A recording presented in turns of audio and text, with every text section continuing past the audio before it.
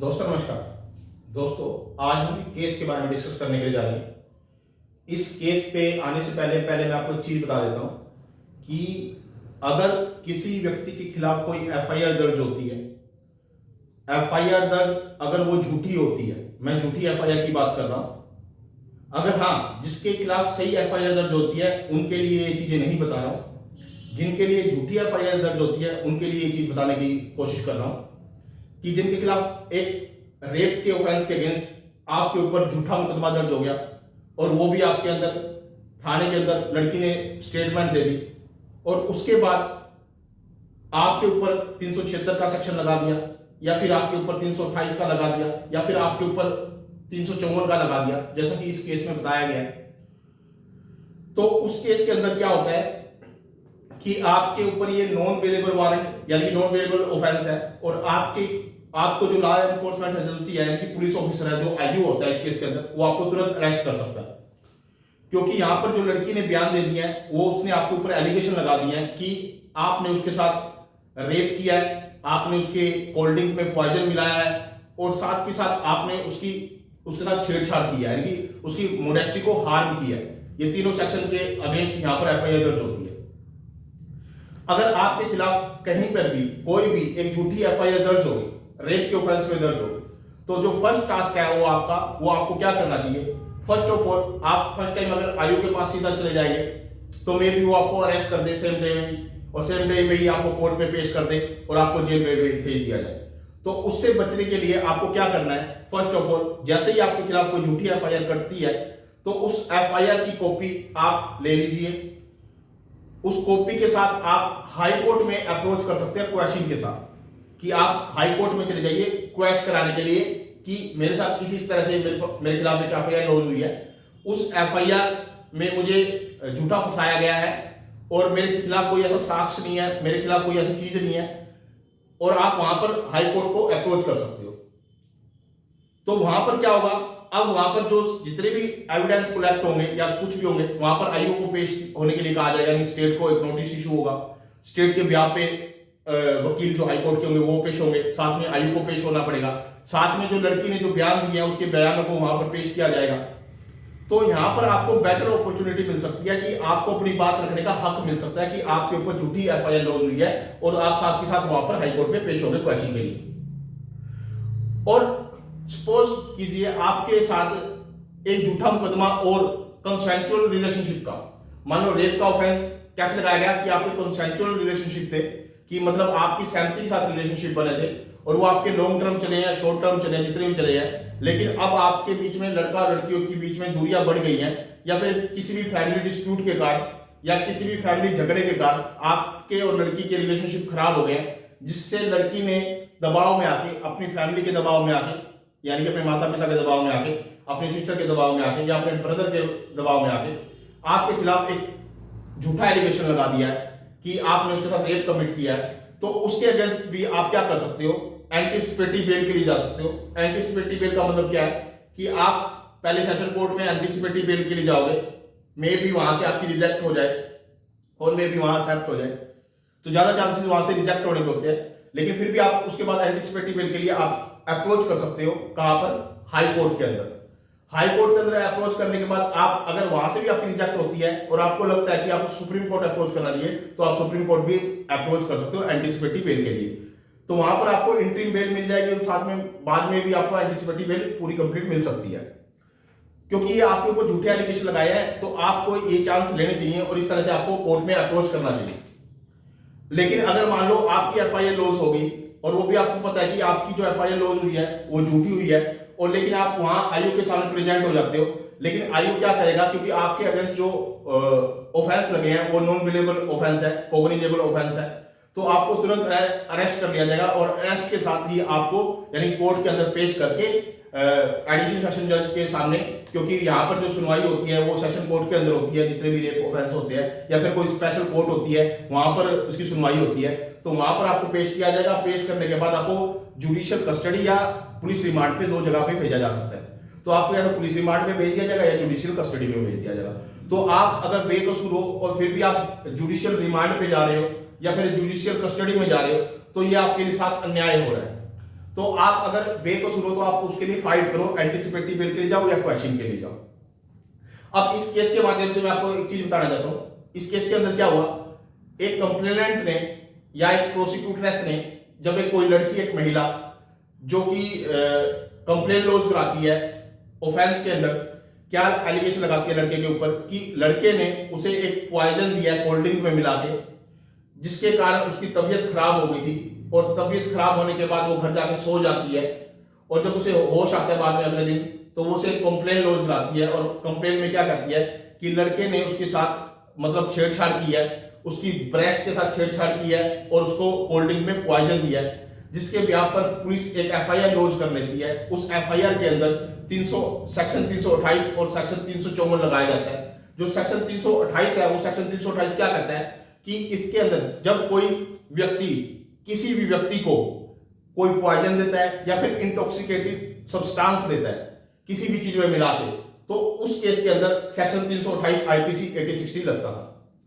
और उसके बाद जो 354 है, यानी कि आपने क्या किया है, outraging the modesty of the women, यानी कि आपने महिला की लज्जा को भंग किया है, यानी कि उसकी मोडेस्टी को हार्म किया है, यानी कि उसकी इंसल्ट की है, उसकी डिग्निटी को हर्ट किया है, तो आपका 354 सेक्शन लगता है। और ये दोनों के दोनों जो सेक्शन इनिशियल लगे, दोनों के दोनों नॉन वेलेबल सेक्शन थे, जिसके कारण उसको तुरंत अरेस्ट कर लिया जाता है और सेम डे के अंदर प्रशांत भारती को जेल के अंदर भेज दिया जाता है। इसके बाद इस केस के अंदर क्या आता है कि लड़की फिर 5 दिन के बाद एक नया बयान दर्ज कराती है, और वो एक बयान के अंदर क्या कहती है कि इसने 3 डिफरेंट डेट के अंदर मेरे साथ सेक्सुअल इंटरकोर्स किया है, यानी मेरे साथ सेक्सुअल इंटरकोर्स किया है, और वो मुझे फॉल्स प्रॉमिस ऑफ मैरिज का करके ही किया है। तो ये 3 डेट जो थी वो 23/12/2006, 25/12/2006 और 1/1/2007, यानी कि इन 3 डेट के अंदर उसने मेरे साथ सेक्सुअल इंटरकोर्स किया है, यानी कि मेरे साथ फिजिकल रिलेशन जनरेट किए हैं। साथ के साथ उसने ये भी कहा है कि उसने मेरे साथ फॉल्स मैरिज का प्रॉमिस किया। लेकिन जैसे ही वो जेल के अंदर चला जाता है, यहाँ पर प्रशांत भारती जब जेल से बाहर आता है, यानी कि अक्यूज था, जो अक्यूज बनाया गया इसने, वो जैसे ही बेल से बाहर आता है, यानी बेल पे बाहर आता है, लगभग 2 कस्टडी के बाद 20 डेज आफ्टर वो लगभग बाहर आ जाता है। एडिशनल सेशन जज के द्वारा उसे बेल दे दी जाती है। यहाँ पे जब वो बाहर आता है तो वो अपनी वकील की हेल्प से, एडवोकेट की हेल्प से हाई कोर्ट अप्रोच करता है क्वेश्चन के लिए, क्वेश्चन ऑफ एफआईआर। वहां पर वो तथ्य रखता है कि मुझे झूठा इस केस में फंसाया जा रहा है और मेरी एफआईआर को क्वेश्चन किया जाए, जो मेरे अगेंस्ट चार्ज लगाए गए हैं 328 का, 354 का और 376 का, वो झूठे आरोप लगाए गए हैं। तो यहाँ पर जो हाई कोर्ट है वो अपनी इनहेरेंट पावर, जो कि 482 के अंदर उसके पास इनहेरेंट पावर है, तो उसके अकॉर्डिंग उस एफआईआर को क्वेश्चन नहीं करता और इसकी एप्लीकेशन को, यानी कि जो अक्यूज पर्सन था उसकी एप्लीकेशन को क्या करता है, डिसमिस कर देता है। इसके बाद इस केस में एक और नया मोड़ आता है कि इस केस के अंदर जो लड़की होती है, जो लड़की स्वयं क्वेश्चन के लिए हाई कोर्ट अप्रोच करती है कि इस एफआईआर को क्वेश्चन कर दिया जाए, अब मैं इस एफआईआर को कंटिन्यू नहीं करना चाहती, यानी कि यहाँ पर लड़की खुद अप्रोच कर देती है हाई कोर्ट के अंदर। जब लड़की खुद हाई कोर्ट के अंदर अप्रोच करती है तो हाई कोर्ट उस समय भी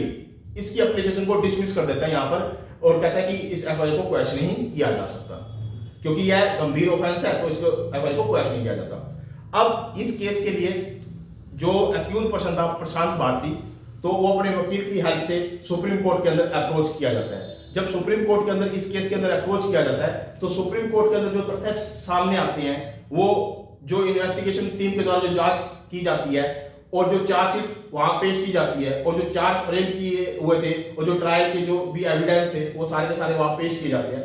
तो सुप्रीम कोर्ट के समक्ष जो इन्वेस्टिगेशन की गई थी पुलिस ऑफिसर के द्वारा, वो सारी की सारी वहां डिटेल बताई जाती है। उस इन्वेस्टिगेशन में यह कहा गया कि जो पुलिस ऑफिसर ने इन्वेस्टिगेशन की थी कि 15/2/2007 को जो इंसिडेंट का प्लेस था, उस प्लेस को वेरीफाई किया गया था। उस वेरीफाई में यह मिला है ना तो वहां कंप्लेनेंट मौजूद था और ना ही वहां एक्यूज पर्सन मौजूद था। और सेकंड, उस प्लेस के अंदर जो जिस कोल्ड ड्रिंक यानी पेप्सी के अंदर जिस ग्लास के अंदर उसको पॉइजन दिया गया था, ना तो उसकी रिकवरी हो पाई लड़की के माध्यम से, ना ही उस इन्वेस्टिगेशन ऑफिसर को वो ग्लास मिला। तीसरी बात, कोई भी क्लॉथ, लड़की का कोई भी क्लॉथ यानी वस्त्र इत्यादि, वो कोई भी एग्जामिनेशन के लिए नहीं भेजा गया, फोरेंसिक साइंस लैब में नहीं भेजा गया, क्योंकि ये जो इंसिडेंट हुआ था वो 1 महीना पहले हुई थी घटनाएं, और जबकि एफआईआर लॉन्च हुई थी वो बाद में हुई थी। तो लड़के का भी कोई ब्लड सैंपल नहीं लिया गया था और उस ब्लड सैंपल को भी भेजा नहीं गया था। और साथ में ये कहा गया जहां पर ये कॉल डिटेल मैच की गई लड़के और लड़की की, जो कि आरोप लगाया गया था कि इसने मुझे कॉल करके बुलाया है लड़के ने, तो वहां पर भी कॉल डिटेल मैच नहीं हुई। और इसके बाद जो अगला जो टास्क था यहां पर जो किया गया कि जो लड़की का है, एक और चीज यहां पर समझ में आई कि लड़की पहले से क्या थी, शादीशुदा थी और उसका डिवोर्स भी कंप्लीट नहीं हुआ था, यानी कि उसका अभी केस कोर्ट के अंदर चल रहा था और उसने उससे पहले ही ऐसा एलिगेशन लगा दिया था कि इसने मुझे फॉल्स प्रॉमिस ऑफ मैरिज किया है, क्योंकि जो डेट ऑफ इंसिडेंट है वो 23/12/2006, 25/12/2006 और 1/1/2007 का इंसिडेंट है, जबकि उसका जो डिवोर्स हुआ है वो डिवोर्स हुआ है 23/9/2008 को, जो कि डिक्री आई है। डिक्री का मतलब क्या होता है कि जब कोई केस कोर्ट के अंदर चल रहा है, आपका डाइवोर्स केस चल रहा है और उसका जब जजमेंट आता है तो उसको डिक्री बोलते हैं। वो डिक्री जो आई यानी कि उसका जो डिवोर्स हुआ लड़की का, वो डिवोर्स हुआ था 23/9/2008 को, जबकि इंसिडेंट हुआ था पहले। यानी कि लड़की ने जो एलिगेशन लगाया था तो यहाँ पर भी उसके ऊपर एक यानी कि एक क्वेश्चन मार्क लग जाता है। तो उसके बाद भी लड़की ने फिर दोबारा एक और मैरिज कर ली थी। वो मैरिज कब हुई उसकी, 30/9/2008 को, और उसका जो मैरिज का जो सर्टिफिकेट है वो भी कोर्ट के अंदर समक्ष रखा गया। और यहाँ पर जो कोर्ट ने चीजें निकाली, और यहाँ पर एक और था जो लड़की का जो मेडिकल कराया गया था एम्स में जो मेडिकल कंडक्ट हुआ था 21/2/2007 को, वहां पर जो उसको एक्सटर्नल चीजों को देखा गया, एक्सटर्नल चीजों को यानी उसकी जांच की गई, मेडिकल ऑब्जर्वेशन की गई, तो वहां पर भी कोई इंजरी नहीं थी और जो उसकी हेमेन थी तो वो भी क्या नहीं थी, इंटैक्ट नहीं हुई थी, यानी कि ये भी एक मेडिकल एविडेंस था। और जो केवल 164 के जो बयान थे लड़की के, वही एक बयान थे जिसके बयान पर रेप का ऑफेंस दर्ज किया गया था। उसके अलावा 328 और 354 जो दोनों सेक्शन लगाए गए थे, उसके अंदर कोई भी ऐसा एविडेंस नहीं मिला था जिसके बयान पर यह साबित किया जाए कि लड़के ने ऐसा टास्क किया है। और केवल स्टेटमेंट थी 376 की, जो एलिगेशन लगाया गया था 376 का, वो केवल स्टेटमेंट के बिहाफ पे ही लगाया गया था। 164 सीआरपीसी 1973 जो सीआरपीसी थी हमारी पहले की, तो उसमें जो हमारा सेक्शन होता है सेक्शन 164, वहां पर जो मजिस्ट्रेट के सामने बयान होते हैं या फिर आपके जज के सामने बयान होते हैं तो उसको 164 बोला जाता है। तो वहां पर जो लड़की ने केवल बयानों के आधार पर रेप का एलिगेशन लगाया था, यानी कि यहां पर जो भी कुछ हुआ था वो कंसेंचुअल हुआ था। लड़की ऑलरेडी मैरिड थी और जब at the time of the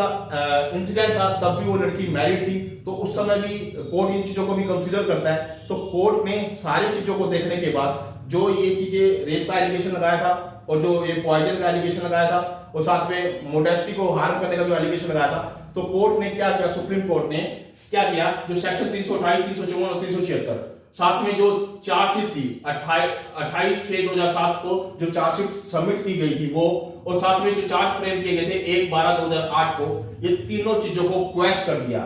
जबकि यहाँ पर इन्वेस्टिगेशन ऑफिसर की जो जांच थी उसमें भी इन्वेस्टिगेशन ऑफिसर ने ये बात बोली थी कि जो ये 328 है और 354 है, जो लड़की ने जिस तरह की स्टेटमेंट दी थी उसके बिहाफ पर हमें कोई भी ऐसा साक्ष्य नहीं मिला है, कोई भी ऐसा एविडेंस नहीं मिला है जिससे कि हम ये साबित कर पाए कि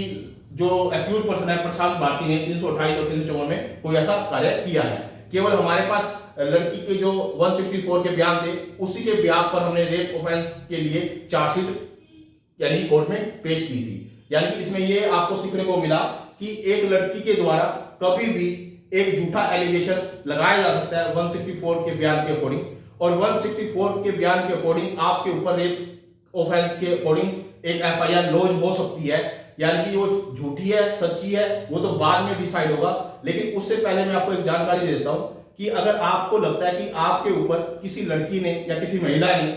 आपके ऊपर एक झूठा एलिगेशन लगा दिया है, या फिर में भी कई बार ये होता है कि लड़की कई बार क्या होती है फैमिली के प्रेशर में या फिर अपने ब्रदर के प्रेशर में या अपनी सिस्टर के प्रेशर में आपके ऊपर एलिगेशन लगा देती है कि आपने उसके साथ ऐसा टास्क किया है, ऐसा कोई रेप ऑफेंस किया है, झूठा एलिगेशन लगा देती है। तो आपको क्या करना है, फर्स्ट ऑफ ऑल उस एफआईआर के अगेंस्ट आपको हाई कोर्ट के अंदर अप्रोच करना है। हाई कोर्ट के अंदर अप्रोच के लिए आपको क्वेश्चन के लिए जाना है। तो क्वेश्चन के लिए वहां पर आप जाओगे, अगर में भी आपकी वहां पे क्वेश्चन नहीं होती तो आप सुप्रीम कोर्ट में भी अप्रोच कर सकते हो। और आपको लगता है कि आपके रिलेशनशिप कंसेंचुअल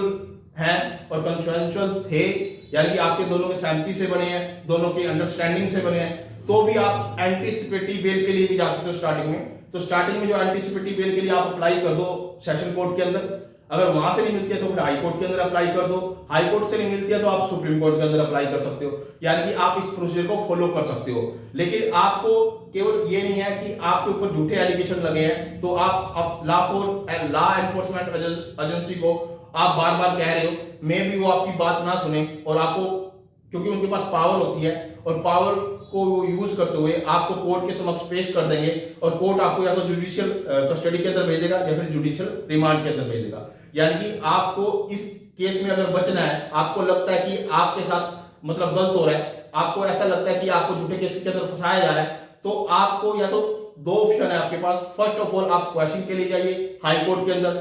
हाई कोर्ट के अंदर क्वेश्चन होती है तो आप सुप्रीम कोर्ट के अंदर अप्रोच कर सकते हो। अगर आपके रिलेशनशिप कंसेंचुअल थे तो आप एंटीसिपेटिव बेल के लिए भी जा सकते हो इनिशियल स्टेज पे। वो एंटीसिपेटिव बेल के लिए आप पहले किस पे जाओगे, सेशन कोर्ट के अंदर, फिर हाई कोर्ट के अंदर, फिर उसके बाद सुप्रीम कोर्ट के अंदर। ये एंटीसिपेटिव बेल का कंसेप्ट क्या होता है कि आपको तुरंत अरेस्ट ना किया जाए, यानी कि ट्रायल से पहले, यानी कि आपको अरेस्ट करने से पहले आपको बेल मिल जाती है, इसको प्री अरेस्ट बेल बोलते हैं। तो एंटीसिपेटिव बेल का आपको एक बेनिफिट मिल जाएगा कि आप दोषी नहीं हो, आपको लगता है कि आपने अपराध नहीं किया है तो आप जेल जाने से बच सकते हो। तो आप इस समय झूठे केस के अंदर आप एंटीसिपेटिव बेल का और साथ में क्वेश्चन के लिए दो ऑप्शन आपके पास अवेलेबल होते हैं, तो आप दोनों ऑप्शन का आप यूज कर सकते हो। ओके दोस्तों, धन्यवाद।